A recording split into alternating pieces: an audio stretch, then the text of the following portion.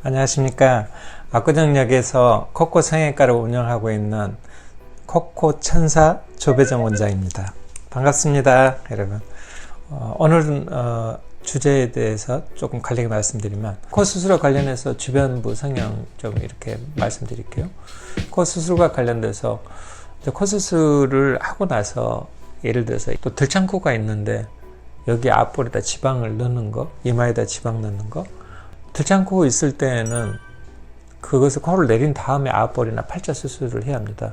또 수술을 그렇게 해서 들창코를 내리는 수술을 하신 분은 팔자, 앞볼에 이런 보형물이라든지 지방 넣는 것을 자제하셔야 합니다.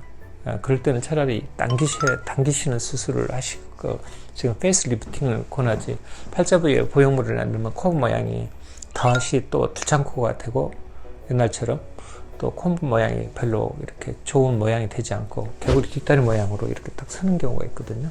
그래서 되게 조심합니다. 그래서 들창코 있었을 때는 수술 전에도 또 수술 후에도 팔자 부형물이나 앞볼에 지방을 넣는 거 조심하셔야 하고, 또 들창코가 있으신 분은 코를 먼저 내린 다음에 지방을 이마를 넣어야 하는데, 이유는 들창코 있으면은 코 위에 있는 피부를 가져다 아래쪽 끄집어 내려야 하니까 높이 올릴 수가 없어요. 사실 많이 올리고 싶어 하다가 사고를 많이 내는 경우가 많거든요.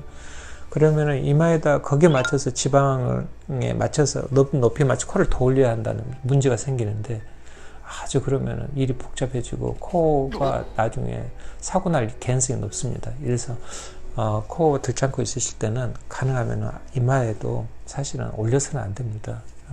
조금 오히려 코가 많이 높일 수 없기 때문에 거기에 맞춰서 이마가 돼야 하는데, 대부분 경우는 거의 올릴 수 없다고 보시면 맞습니다. 이제 콧구멍, 이렇게 들창코 수술할 때 콧구멍이 좀 보이잖아요. 근데 코폭이 사실은 이렇게 넓게 보이는 거지만은 실제로는 넓은 게 아니에요. 코를 이렇게 잡아 당기면 코가 수축하거든요. 그러니까 그 말은 코를 당겼을 때 수축한다는 뜻은 수술할 때 여기를 잘라서 버리면은, 줄여주면은 나중에 들창코를 해결할 수 없는 거하고 똑같습니다. 그래서 절대 들창코가 있을 때는 코가 심각하게 크면서 들창코가 아닌 이상, 그런 경우는 좀 소수거든요. 대부분은 코에 피부가 부족해요. 이럴 때는 콧날개 절대 잘라서 안 되고, 콧구멍 줄이는 수술 절대 해서 안 됩니다. 제발 부탁합니다. 그건 수술을, 본인 수술 조금 들창코 안 빼도 되니까 이런 거와 똑같습니다. 그래서 그건 코 수술을 한 다음에 그럴 때 가서 결정하셔야 하는데, 들창코 빼놓고 나서 코 줄이는 사람 한 명을 못 봤습니다. 즉, 코가 보여서 콧구멍을 줄이려고 하는데, 사실은 안 보이게 들창코를 내리면 콧구멍이 안 보이기 때문에 코 수술을 줄이려고 하지 않습니다. 그래서 절대 들창코만 해결되면 코가 안 보이고 코가 또 줄어들었기 때문에 절대 그것은 코 수술 다음에 결정을 하셔야 또 늦지 않습니다.